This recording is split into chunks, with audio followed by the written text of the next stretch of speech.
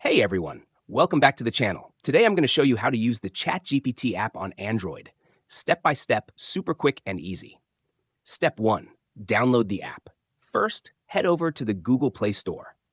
Search for ChatGPT by OpenAI. Make sure it's the official app. Tap Install, and once it's downloaded, go ahead and open it up. Step 2. Sign in or create account. If you already have an OpenAI account, just sign in. If not, tap Sign Up. You can use your Google or email account to register. Once you're in, you'll land on the main chat screen. Ready for step 3? I can keep the same flow going. Step 3. Start chatting. Now you can type any question or task into the message box at the bottom. Ask it to help you write emails, solve homework, brainstorm ideas, anything. And that's it. That's how easy it is to use ChatGPT on Android. If you found this helpful, hit like, subscribe, and drop your favorite ChatGPT use in the comments below. Thanks for watching. See you in the next one.